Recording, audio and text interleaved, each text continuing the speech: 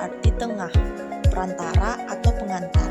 Menurut Gerlach dan Ely 1971 mengatakan bahwa media dipahami secara garis besar adalah manusia, materi, atau kejadian yang dapat membangun.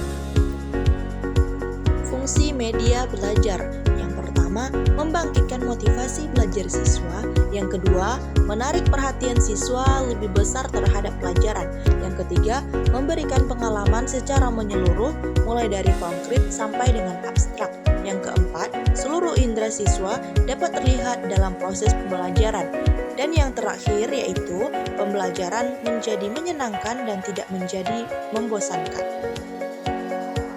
Jenis-jenis media belajar, yang pertama ada media visual, yang kedua media audio, dan yang ketiga yaitu media audiovisual.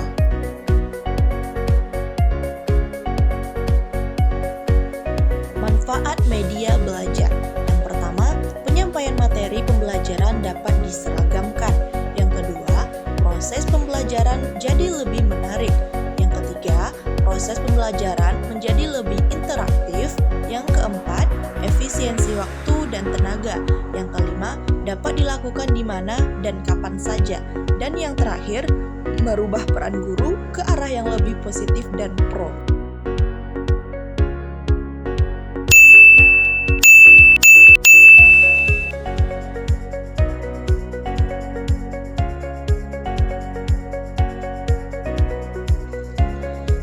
Kriteria pemilihan.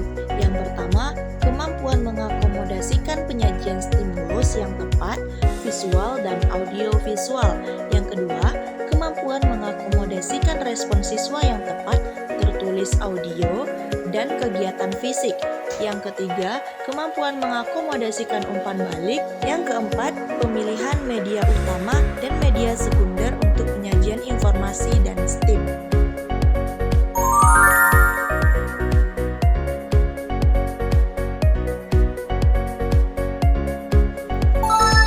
ACT 1977 mengartikan sumber belajar sebagai semua sumber, data, manusia, dan barang yang dapat dipakai oleh pelajar sebagai suatu sumber tersendiri atau dalam kombinasi untuk memperlancar belajar.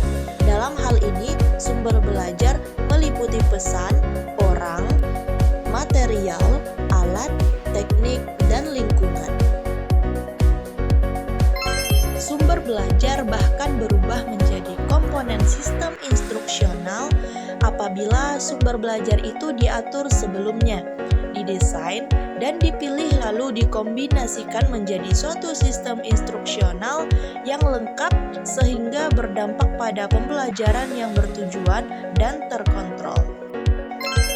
Sumber belajar yang didesain merupakan sumber-sumber belajar yang secara khusus dikembangkan sebagai komponen sistem instruksional yang diharapkan dapat membantu kemudahan kegiatan belajar yang bersifat formal ataupun non-formal dan mempunyai tujuan tertentu.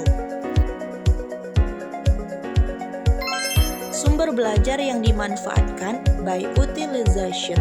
Sumber belajar yang tinggal dimanfaatkan yaitu sumber-sumber yang tidak secara khusus didesain untuk keperluan pembelajaran namun dapat ditemukan, diterapkan, dan digunakan untuk keperluan belajar.